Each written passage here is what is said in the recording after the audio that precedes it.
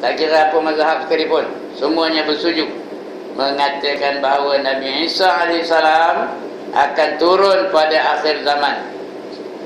Orang Kristian pun percaya, orang Islam pun percaya, Nabi Isa ni akan turun. Orang Kristian dipanggil resurrection, bangun semula setelah mati, dipanggil resurrection namanya. Orang Islam pun juga percaya bahawa Nabi Isa akan turun pada akhir zaman, iaitu waktu dekat-dekat nak kiamat, waktu hampir-hampir kiamat, di saat lahirnya Dajjal. Dajjal keluar dulu, lepas itu baru datang Nabi Isa. Kerana berdasarkan dalil-dalil daripada sunnah Nabi, daripada sunnah, dalil-dalil daripada sunnah, artinya dalil-dalil daripada hadis-hadis Nabi SAW. Nabi Isa akan membunuh Dajjal, sebab Dajjal datang dulu, kemudian baru datang Nabi Isa, akan membunuh Dajjal. Akan menghukum dengan syariat Islam. Nabi Isa besok dia mengamalkan syariat Nabi Muhammad SAW. Jadi tertolaklah pendapat orang Kristian yang mengatakan Nabi Isa akan turun nanti dan semua manusia akan mengikut syariat Nabi Isa. Tak betul tu? Nabi Isa akan turun nanti dan semua Nabi Isa sendiri tidak mengikut syariatnya sendiri, dia akan bersyariat dengan syariat Nabi Muhammad. Dia akan menghukum dengan syariat Islam, menghidupkan sunnah yang ditinggalkan oleh manusia. Sunnah-sunnah yang tak ada, dah tak ada diamalkan manusia, dia akan menghidupkannya kembali. Banyak sunnah-sunnah yang dah tidak diamalkan oleh manusia hari ini. Di antaranya sunnah bersugi. Berapa orang bersugi lagi? Sikit benar. Nanti Nabi Isa akan turun mengamalkan sunnah-sunnah itu. Sunnah tahajud. Berapa ramai orang tahajud? Dan sebagainya. Banyak lagi sunnah-sunnah yang dah apa? Yang dah pupus, dah tak ada orang nak mengamalkannya. Nabi Isa akan mengamalkannya nanti. Kemudian ia akan berada di bumi sekadar masa yang Allah izinkan. Tak ada kabur berapa lama. Setakat mana yang Allah izinkan. Ada yang mengatakan 8 tahun, ada yang mengatakan 40 tahun. Saya pun tak tahu. Tak ada keterangan yang nyata berapa lama Nabi Isa akan ada di dalam dunia ni. Setakat yang Allah izinkan. Itu boleh senang kita percaya. Dan memang apa itu pun, setakat mana yang Allah izinkan, setakat itulah dia ada di dalam bumi ini. Kemudian dia akan mati. Sebagai yang apa, dia akan mati. Itu dia mati tu. Sekarang ni Nabi Isa belum mati lagi. Dia belum mati lagi. Bukan dia tak mati, dia belum mati. Dia diangkat ke langit. Langit yang ke berapa? Langit yang berapa? Langit yang kedua. Bukan yang ketiga, yang kedua. Bersama-sama dengan Nabi Yahya. Ada sekarang ni di langit yang kedua. Ketika Nabi Muhammad Mi'raj ke langit, dia berjumpa lah dengan Nabi Isa. Langit pertama dia berjumpa dengan Nabi Adam. Di langit yang kedua dia berjumpa dengan Nabi Isa dan Nabi Yahya. Di langit yang ketiga dia berjumpa dengan Nabi Yusuf. Di langit yang keempat dia berjumpa dengan Nabi Idris. Di langit yang kelima dia berjumpa dengan Nabi Harun. Di langit yang keenam dia berjumpa dengan Nabi, saudara Harun apa namanya? Musa. Dia berjumpa dengan Nabi Musa. Dan di langit yang ketujuh dia berjumpa dengan Nabi apa? Tengok depan tuan-tuan ni siapa? Nabi Ibrahim. Itu dia nabi-nabinya. Kena hafal ni cerita Isra Mi'raj ni itulah. Nanti dia akan turun dari langit kedua tu nanti. Kemudian sudah lepas dia membunuh Dajjal tu, aman dari dunia ni beberapa ketika, kemudian dia pun mati. Umat Islam akan melakukan solat ke atas jenazahnya. Orang umat Islam ketika itu semua akan menyembahyangkan jenazahnya ikut syariat kita lah, syariat Nabi Muhammad. Dan mengkebumikannya. Zaman kita ke bukan zaman kita, wallahu alam lah, tapi entahlah, rasa tak ada kot Oleh yang demikian, setiap Muslim berkewajipan. Apa yang kewajipan? Yang pertama, mempercayai turunnya Nabi Isa alaihi salam. AS tu kan Amerika Syarikat. Alaihi salam. Turunnya Nabi Isa, wajib percaya. Jangan dibantah, jangan disangkal bahawa Nabi Isa nanti akan turun ke dunia membunuh Dajjal. Yang kedua, berkewajipan kita mempercayai bahawa Nabi Isa AS tidak dibunuh oleh kaum Yahudi.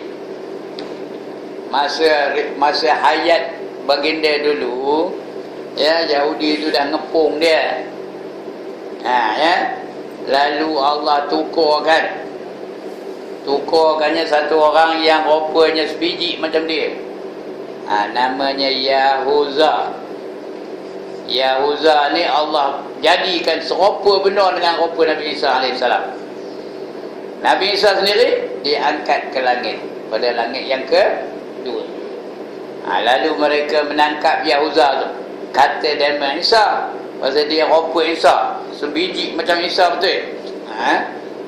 Rupanya, suaranya, kulit cerah, kulit macam itulah. Tak ada langsung apa, sebiji betul macam Nabi Isa. Lalu disalib di mereka bukan Nabi Isa, Yahuza tadi. Yang mereka menyangka Nabi Isa. Jadi kita kena yakin bahawa Nabi Isa sebenarnya tak mati. Belum mati, bukan tak mati, belum mati lagi. Tapi akan datang dia akan mati. Dia juga akan diriwayatkan dia akan kahwin juga akan datang. Dia akan kahwin Nabi Isa tu. Dia mati belum kahwin. Masa itu bukan mati pun, dia dikatakan mati. Masa itu dia belum kahwin lagi. Umurnya sekitar 33 tahun saja. Tak sempat untuk meneruskan perjuangannya.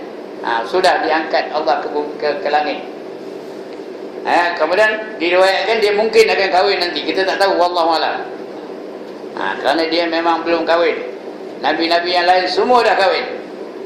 Dia seorang dia belum kahwin lagi masa ketika itu. Sebab itu semua ulama mengatakan dia akan kahwin, kerana itu antara sunnah Nabi itu ialah berkahwin. Dia seorang belakang dia mana jadi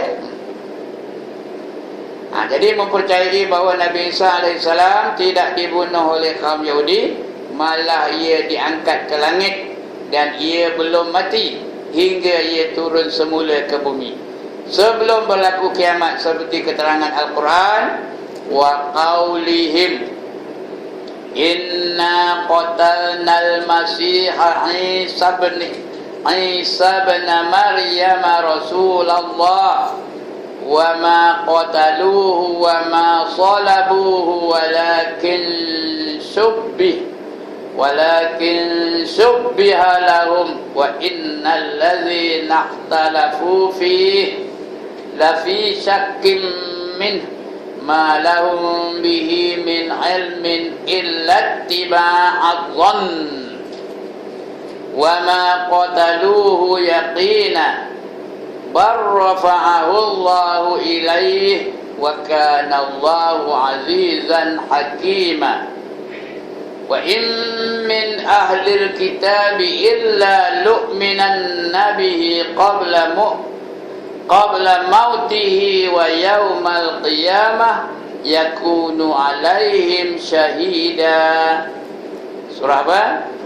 Surah An-Nisa ayat 157 dan 150 sampai 159. Cakap Melayunya, dan juga disebabkan dakwaan mereka, mereka itu orang Yahudi lah dan orang Nasara, dengan mengatakan sesungguhnya kami telah membunuh Al-Masih Isa ibni Maryam. Orang Yahudi itu mengatakan mereka sudah bunuh Isa bin Maryam, padahal yang dibunuhnya bukan Isa. Kita kena yakin yang dibunuh itu namanya apa? Yahuza namanya, Yahuza. Rasulullah, iaitu yang dibunuh itu, dia berkata Rasulullah itu Nabi Isa, padahal mereka tidak membunuhnya. Belum, mereka sebenarnya tidak membunuhnya. Wa ma qataluh, mereka tidak membunuhnya. dan tidak memalangnya, tidak menyalibnya, tidak wama salabuh, tidak menyalibnya, bukan membunuhnya, bukan menyalib Nabi Isa tu. Dan tidak memalangnya, iaitu di kayu palang, iaitu salib, tetapi diserupakan bagi mereka orang yang mereka bunuh itu seperti Nabi Isa. Dalam Quran wajib kita percaya ni. Seperti Nabi Isa. Dan sesungguhnya orang yang telah berselisih faham mengenai Nabi Isa, sebenarnya mereka berada dalam keadaan syak, ragu-ragu. Ya kedak, syak. Syak tu artinya 50% percaya, 50% tak percaya. Itu namanya syak. Dia ada 3 tu. Satu syak, satu zon, satu waham. Dalam akidah tak boleh ada syak-syak, tak boleh ada zon, tak boleh ada waham. Zon tu artinya banyak percaya, 80% percaya, hanya 20% saja tak percaya. Ataupun 99% percaya, hanya 1% saja tak percaya, tak terima. Dalam akidah tak terima. Zon pun tak terima. Lebih-lebih lagi waham. Waham dia sikit aja percaya, banyak tak percaya. Syak pun tak terima, zon pun tak terima, waham pun tak terima. Dalam akidah mesti 100% yakin baru diterima, ya. Jadi kita kena yakin 100%. Jangan syak, jangan zon, jangan waham. Orang yang Yahudi ni tadi, mereka hanya syak saja, bukannya yakin, ya. Mereka, orang-orang yang mereka bunuh itu seperti Nabi Isa, dan sesungguhnya orang-orang yang telah berselisih faham mengenai Nabi Isa, sebenarnya mereka berada dalam keadaan syak, iaitu ragu-ragu tentang menentukan pembunuhannya. Tiada sesuatu pengetahuan pun bagi mereka mengenainya selain daripada mengikut sangkaan semata-mata. Illat tiba'azon, tak ada apa melainkan zon aja, menyangka-nyangka aja. Wa ma qataluhu yaqina, dan sebenarnya yang yakinnya mereka tidak membunuhnya. Tentang menentukan pembunuhannya, tiada sesuatu pengetahuan serta bagi mereka mengenainya selain daripada mengikut sangkaan semata-mata, zon semata-mata. Dan mereka tidak membunuhnya dengan yakin. Mereka bunuh tu bukan yakin pun, tak yakin. Yang dibunuhnya tu Yahuza tu, mereka pun tak yakin bunuhnya. Bahkan Allah telah mengangkat Nabi Isa kepadanya. Nabi Isa diangkat ke langit, tak mati. Dan adalah Allah Maha Kuasa. Bagi Allah mudah dia nak mengangkat orang ke langit, nak nurunkan balik. Tak ada masalah bagi Allah. Wala ya'uduhu hifzuhuma wa huwal aliyul azim. Dan bagi Allah tak ada masalah untuk mentadbir langit dan bumi, kerana dia adalah amat mulia lagi amat besar. Amat tinggi darjatnya, dia amat besar, ya. Amat agung. Bahkan Allah telah mengangkat Nabi Isa kepadanya, dan adalah Allah Maha Kuasa lagi Maha Bijaksana. Dan tidak ada seorang pun dari kalangan ahli kitab melainkan ia akan beriman kepada Nabi Isa sebelum matinya. Semua orang nanti akan beriman kepada Nabi Isa sebelum Nabi Isa itu mati, ya. Orang itu pun sebelum dia mati, dia akan beriman dengan Nabi Isa juga. Dan pada hari kiamat kelak, Nabi Isa akan menjadi saksi terhadap mereka. Sudah mati semua dari kiamat esok, Nabi Isa akan menjadi saksi. Ya, mereka ni beriman, ya. Dia menjadi saksi kepada di hadapan Allah Subhanahu Wa Taala nanti. Baik, itu riwayat ataupun tanda-tanda hari kiamat, ya. Penerangannya ni, cuba perhati kepada ayat wa ma qataluhu wa ma salabu walakin syubba. Walakin syubba, ya. Walakin Nabi betul syubba. Walakin syubbiha lahum. Syubbiha lahum. Artinya mereka nyangka-nyangka aja. Syubhah. Syubhah tu artinya prasangka.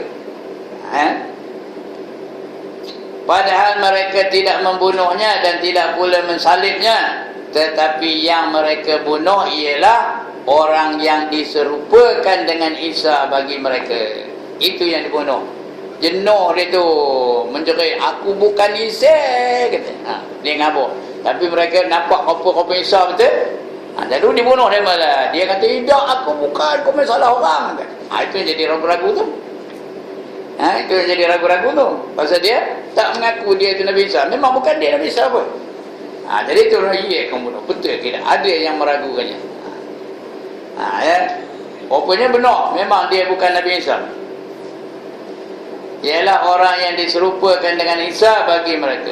Dan dalam ayat tadi, wa im min ahlil kitab illa la yu'minan la, nanti yang bersoal kita nampak. Ya. Mana kedainya? Ayat. Wa in min ahlil kitab illa la mu'minan nabi. Illa la mu'minan nabi qabla mautih wa yawmal qiyamati yakunu alaihim syahida. Itu ayat itu ya. Di sini tak nampak situ. Wa in min ahlil kitab illa la yu'minan nabi qabla mautih. Yaitu, dan dalam ayat ini tadi maksudnya tidak ada daripada ahlul kitab melainkan akan beriman dengan Isa sebelum kematiannya, sebelum kematian Nabi Isa tadi ya. Imam Ibnu Katsir dalam tafsirnya ada yang menyebutkan, berkata Ibnu Jarir, salah seorang ahli tafsir namanya Ibnu Jarir, di antara pendapat-pendapat yang agak lebih betul ialah pendapat yang mengatakan tidak tinggal seorang pun daripada ahlul kitab setelah turunnya Nabi Isa melainkan akan beriman dengan Nabi Isa. Seorang pun tak ada tinggal. Ahli kitab nanti akan beriman dengan Nabi Isa. Ya? Tak ada seorang pun melainkan semuanya akan beriman dengan Nabi Isa. Sebelum matinya, sebelum Nabi Isa mati, sebelum mereka mati. Ya? Memang tepat perkataan Ibnu Jarir kerana susunan ayat tersebut bertujuan menegaskan kepalsuan orang-orang Yahudi yang mendakwa membunuh Nabi Isa. Orang Yahudi ni memang apa itulah. Mereka tak mau mengaku. Ya? Mereka selalu berkata bohong dengan kerjanya. Kalau dia tak bohong, itu bukan Yahudi namanya. Memang orang Yahudi. Dia kata dia bunuh Nabi Isa, padahal yang dibunuhnya bukan Isa. Ya, tengok dengan peperangan dengan tentera Al-Qassam baru-baru ni. Dia katanya yang mati orang Yahudi itu berapa orang? Berapa dia katanya? 63 orang aja katanya. Padahal yang sebenarnya dekat 500 orang Yahudi mati tu. Tahu? Tentera-tentera apa tu? Orang Palestin yang dibunuhnya orang apa? Orang awam, kanak-kanak, orang perempuan, orang tua-tua, warga emas, warga belian yang dibunuhnya. Tapi mereka yang dibunuh di tentera Al-Qassam semuanya askar belaka. Semuanya tentera-tentera belaka. Dekat 500 orang tahu. Tapi dia tak mengaku. Kata dia yang mati dia bukan 63 orang je katanya. Itu Yahudi kerja dia. Memang dia tak pernah bercakap betul. Penipu je kerjanya. Sebab itu mereka tu takkan redha dengan kita. Walan tardu ankal yahud walan nasara hatta tattabi'a millatahum, kata Allah dalam Quran ya. Tidak sekali-kali orang Yahudi dan orang Nasrani itu redha melainkan kamu mengikut cara hidup mereka. Bila kita ikut cara hidup dia, baru dia redha. Kalau tak redha. Ya. Jadi perkataan Ibnu Jabir itu betul ya, Ibnu Jarir betul. Kerana susunan ayat tersebut bertujuan menegaskan kepalsuan orang-orang Yahudi yang mendakwa membunuh Nabi Isa, mensalibnya, dan pengakuan orang-orang yang Nasrani yang jahil tentang hakikat Nabi Isa AS. Orang Nasrani ini jahil. Mereka dikuasai oleh orang Yahudi sampai sekarang pun. Orang Nasrani sekarang ini dikuasai oleh orang Yahudi. Dalam apa bidang pun semua orang Nasrani itu dah tak ada dah. Tak ada berperanan dalam kehidupan di dunia hari ini. Semuanya sudah dikuasai oleh orang Yahudi. Amerika tu sendiri. Yang berkuasa orang apa? Orang Yahudi. Orang Nasrani itu hanya sebagai luarannya saja. Pada hakikatnya orang Yahudi itu yang berkuasa. Ya? Sebab itu setiap aspek kehidupan Nasrani itu sudah dikuasai oleh orang Yahudi. Sekarang ni di Amerika tu, kalau dia tak ada menyokong orang Yahudi, dia tak akan dapat naik jadi pangkat-pangkat apa pun di Amerika. Ya, sehingga turunlah nanti Nabi Isa, barulah. Maka Allah menerangkan bahawa Nabi Isa bukanlah dibunuh. Yang ni kita wajib percaya ni, kerana Allah sendiri menerangnya. Malah diserupakan seorang lelaki dengan Nabi Isa, lalu mereka membunuh lelaki itu, sedang mereka kurang pasti tentang penyerupaan itu. Bukannya 100% pun. Pasal dia tak mengaku, jangan bunuh aku bukan Nabi Isa katanya. Jadi mereka pun dalam ragu-ragu lah, tapi bunuh dia juga. Kemudian Allah mengangkatkan Nabi Isa kepadanya, dan ia sekarang masih hidup. Sekarang ni Nabi Isa masih hidup lagi, dan akan turun ke bumi sebelum kiamat, sebagaimana sabit di dalam beberapa hadis yang mutawatir. Mutawatir ni arti dia lebih tinggi nilainya daripada hadis sahih. Yang paling tinggi nilainya hadis mutawatir lah, tak dapat nak diragu-ragukan lagi, kerana perawinya, kumpulan-kumpulan perawi itu sama aja menyebut perkara itu namanya mutawatir. Tapi hadis mutawatir ni tak banyak, bukan banyak sangat, ya. Sebab itu sekarang ni kita pakai hadis sahih pun pakai sebagai sumber hukum. Mutawatir memanglah dia mengatasi hadis sahih, tapi oleh kerana mutawatir ni tak banyak, jadi kita pakai lagi hadis sahih. Di bawah itu kita tak jadikan dia sumber hukum. Ini mutawatir, tak dapat nak diragukan lagi, kerana perawinya ramai benar, yang menyaksinya pun ramai benar, tak disangkalkan lagi. Itu nama hadis mutawatir namanya. Ia akan menghapuskan kesesatan dan mematahkan kayu salib. Esok tentera-tentera Nabi Isa dan juga Imam Mahdi nanti akan mematahkan segala salib-salib yang ada tu. Tahu yang cross tu, semua akan dipatah dari gereja-gereja tu, iaitu palang jatuh. Dan juga mereka akan membunuh babi. Babi tu habis dibunuh. Siapa nak bunuh babi, tunggulah esok insyaAllah.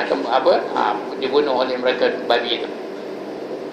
Dan mengenakan bayaran jizyah. Jizyah ni cukai, yang diternakkan ke atas orang-orang kafir. Yang diternakkan ke atas orang-orang kafir. Orang kafir itu akan menternak dikena bayar jizyah. Apa saja ternakan yang mereka ternak, mereka kena bayar cukai kepada tentera-tentera Imam Mahdi dan juga tentera Nabi Isa alaihissalam. Ayat tadi menjelaskan bahawa semua ahlul kitab disebut ahlul kitab ni ada dua golongan saja. Golongan Yahudi dan golongan Nasara. Itu namanya ahlul kitab. Orang yang diturunkan kitab, iaitu Nasara dan Yahudi. Semua ahlul kitab itu akan beriman kepada Nabi Isa, dan tak ada seorang pun yang menyalahi. Orang Yahudi pun percaya, orang Nasrani pun percaya. Di antara hadis-hadis sahih yang menyentuh hal turunnya Nabi Isa AS ialah sabda Rasulullah sallallahu alaihi wasallam, "Wallazi nafsi biyadihi la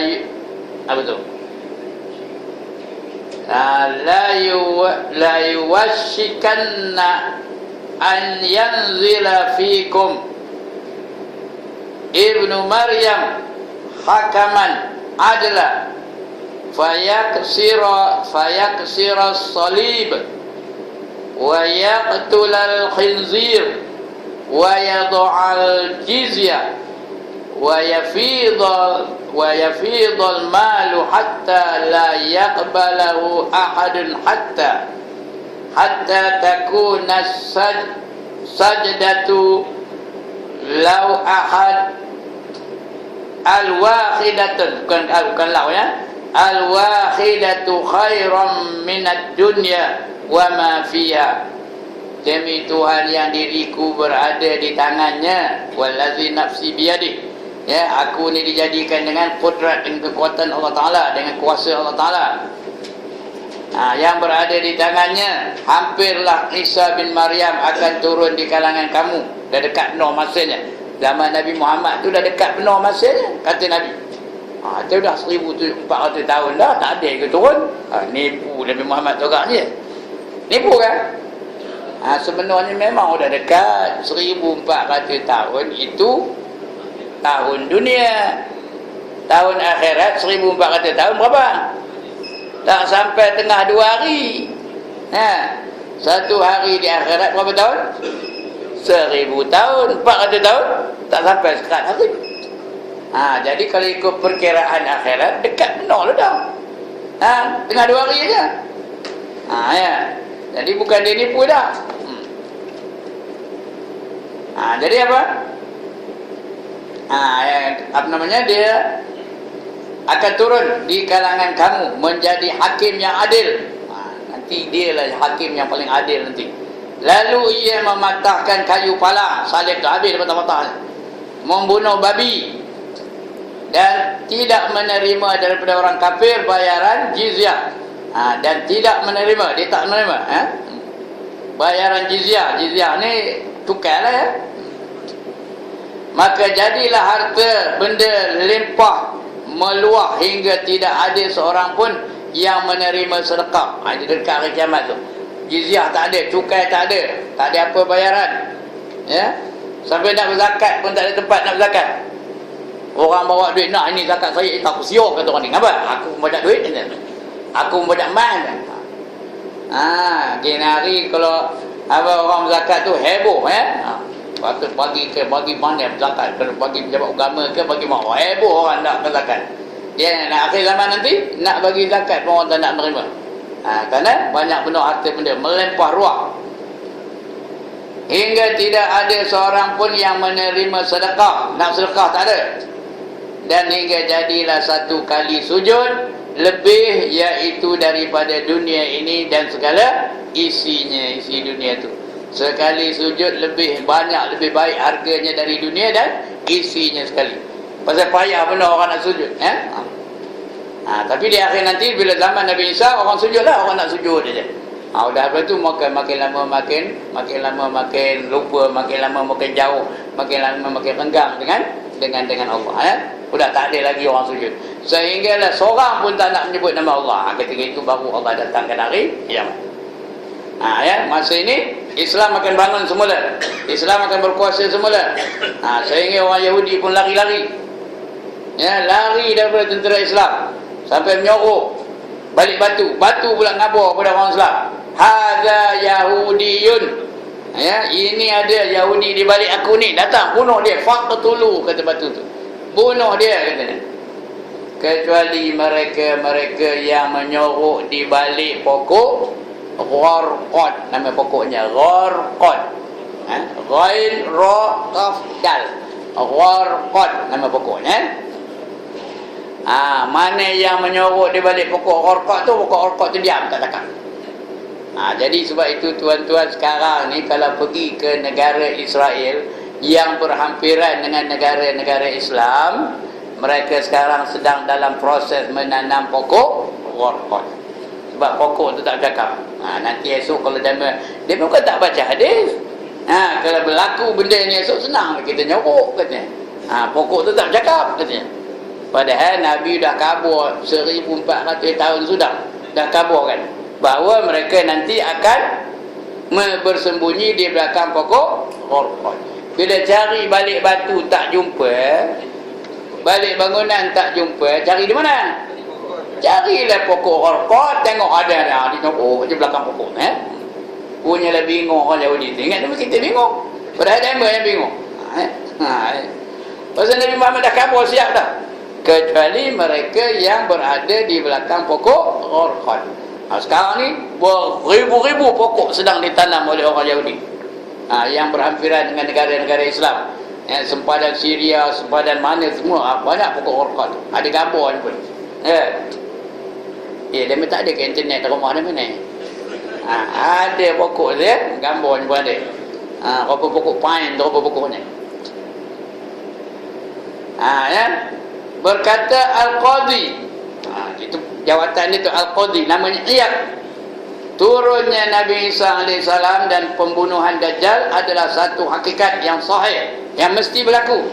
Nabi Isa turun, Dajjal mati dibunuhnya, itu adalah satu perkara yang sahih, yang sah di sisi ahli sunnah. Kena wajib kita percaya ni, kita ahli sunnah wal jamaah wajib percaya berdasarkan beberapa hadis sahih. Tidak ada satu pandangan akal dan syarak pun yang membatalkan hakikat itu. Tak ada ragu-ragu lagi, tak ada pertikaian. Itu semua bersetuju dari kalangan ahli sunnah wal jamaah. Sahih itu. Maka wajiblah kita mengisbatkan. Apa itu mengisbatkan? Mengisbatkan apa tu? Menghe'ekan. Tahu ke he'e? Menghe'ekan apa? Mengiyakan. Lawan mengisbat apa? Menafikan. Mengisbat tu apa tu ya?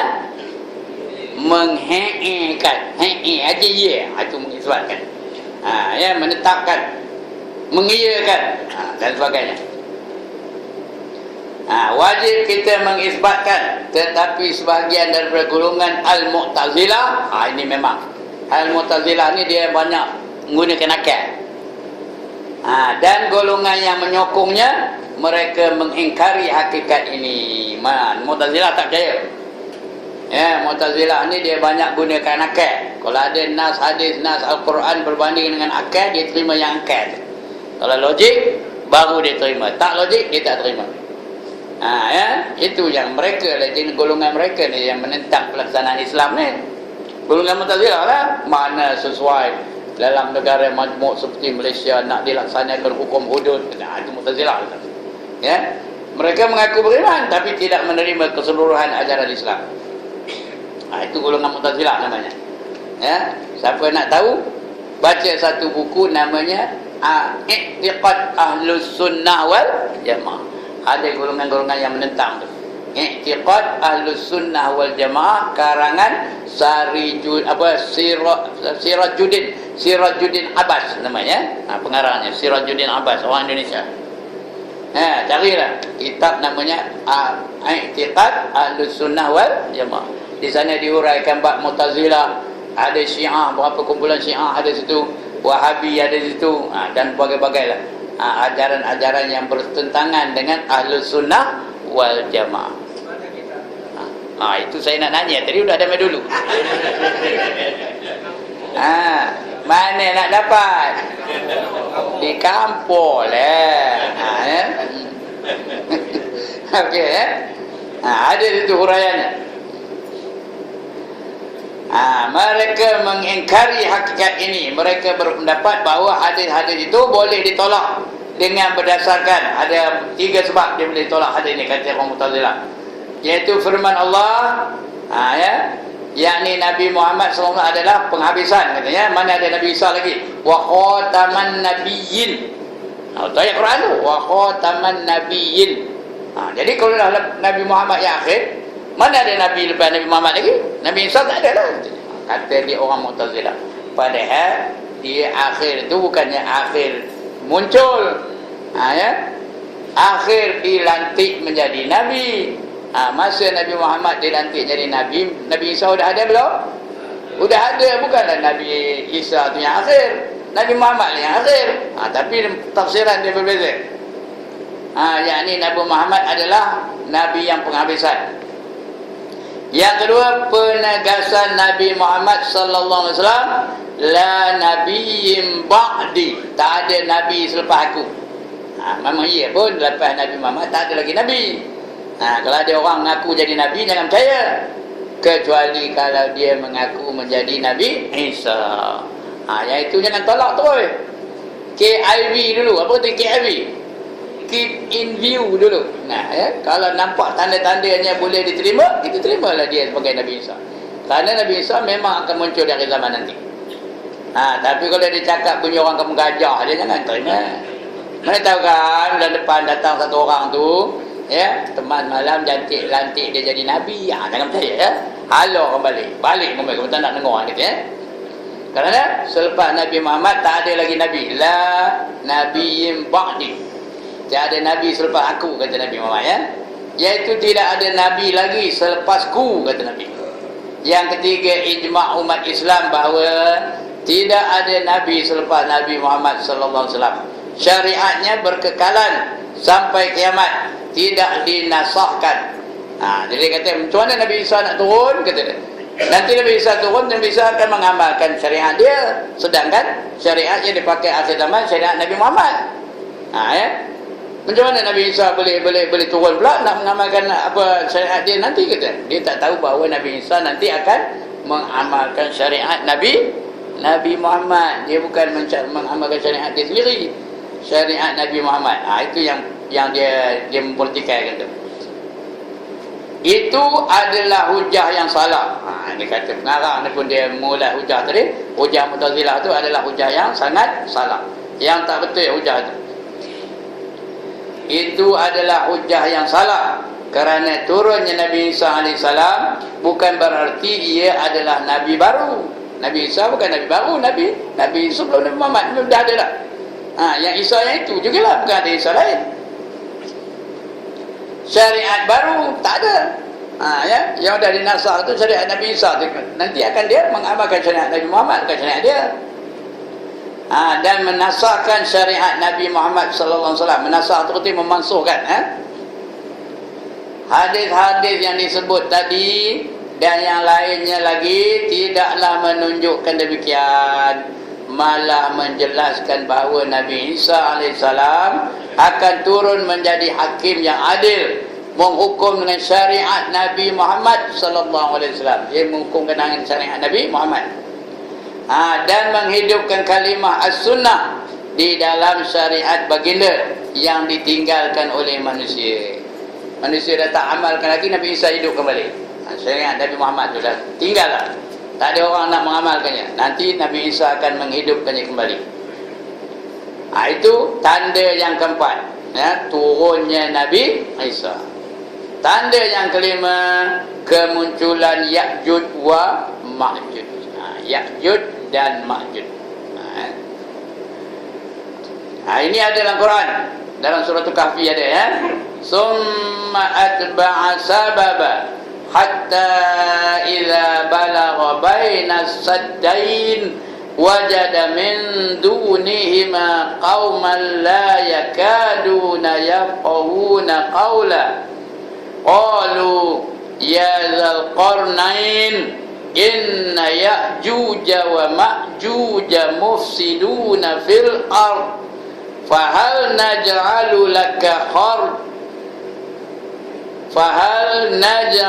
laka kharjan ala an taj'ala bainana wa bainahum sadda qala ma makkanni fihi rabbi khairum fa'inuni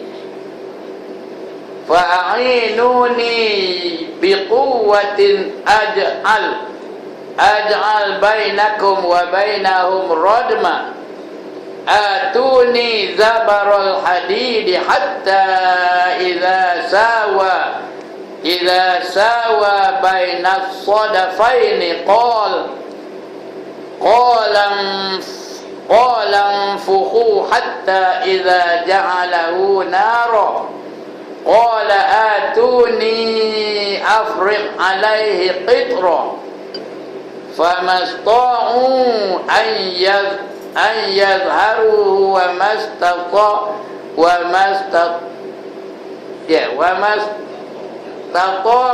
lahu naqba. Betul kalau salah khabar, ya. Tak khabar berdosa tau. Kalau salah baca khabar. Qala hadza rahmatum min rabbi fa idza jaa wa'du rabbi ja'alahu dakka wa kana wa'du rabbi haqqan. Mengah macamnya. Jarang baca pun, patutnya tidak malam baca surah Al-Kahfi ni. Jarang baca, itu lah bunyinya dengar. Kalau hafal mana apa macamnya? Kalau hafal mana apa macamnya? Tak ada tengok pun. Itu tengok kata yang.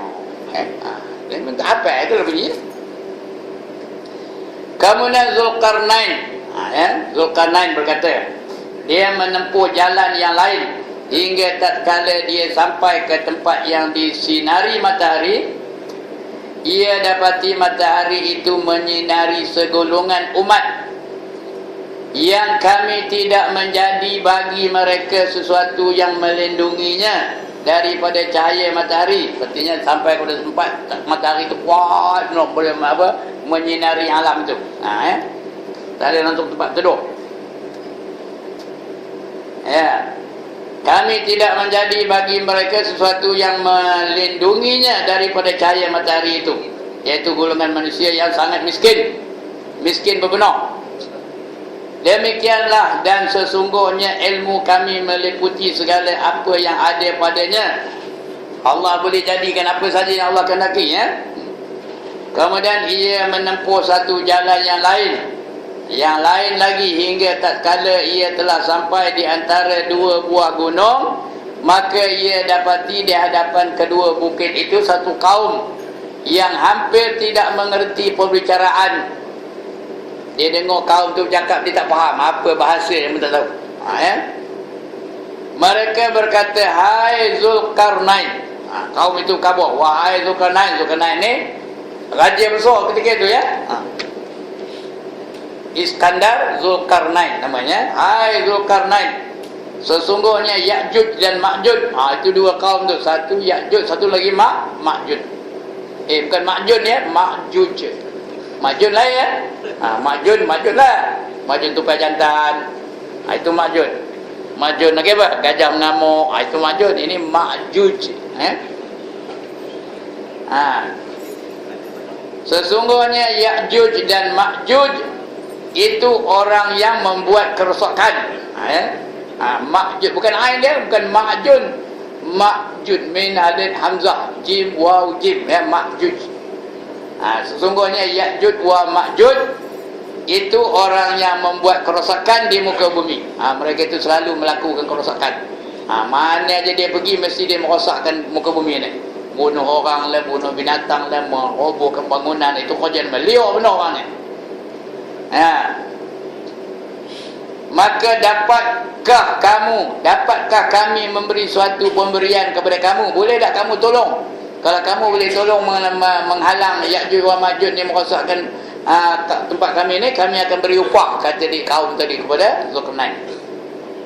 Kami akan beri kepada kamu suatu pemberian kepada kamu, supaya kamu membuat dinding antara kami dengan mereka.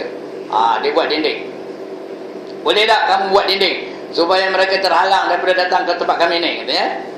Zulkarnain berkata, apa yang telah dikuasai oleh Tuhanku padaku terhadapnya adalah lebih baik. Artinya apa? Kata Zulkarnain, okay, don't worry, I will help you, katanya. Dia tak kerti cakap betul kan? Jangan takut, apa yang ada kuasa pada aku yang Allah bagi itu lebih baik daripada kekuatan mereka itu, katanya.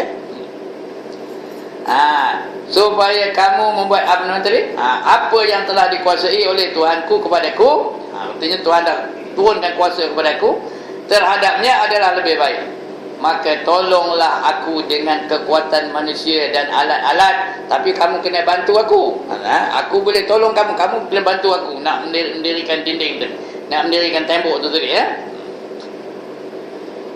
dan kamu tolong aku membuatkan dinding antara kamu dengan mereka. Berilah kepada aku potongan-potongan besi. Itu welding yang pertama. Siapa welder yang pertama? Iskandar Zulkarnain. Dia pun buat besi-besi itu, di weldingnya besi itu. Macam mana dia buat? Nanti tu, hingga tatkala besi itu telah sama rata, dan bagi potong-potong besi dah sama rata dengan kedua puncak gunung itu, dah tinggi setinggi sama rata dengan puncak gunung tu, tinggi benar lah dinding tu, dah sama rata dengan puncak gunung itu. Lagi apa? Berkata Zulkarnain, tiuplah api itu sehingga apabila besi itu sudah menjadi merah seperti api. Besi itu ditiup, kena nyalakan besi itu supaya kena api sampai dia jadi merah, besi itu jadi merah. Orang welding ada pernah tengok dah? Mana bapaknya? dia bakar besi itu sampai merah kan. Macam itulah dia teknik yang dijalankan oleh Iskandar Zulkarnain. Sehingga menjadi merah seperti api. Ia berkata, berilah kepada aku tembaga yang mendidih. Lepas itu bagi tembaga yang mendidih. Tembaga itu sebagai apa? Sebagai apa? Sebagai pelekat besi. Dia minta nak tengok orang welding kan. Dibakar besi itu betul, letak tembaga tu. Udah lekat itu ya. Tengok apa tu? Dia kena welding tu. Rupanya teknik itu ataupun teknologi itu sudah berada di zaman Iskandar Zulkarnain lagi. Hebat ke tak?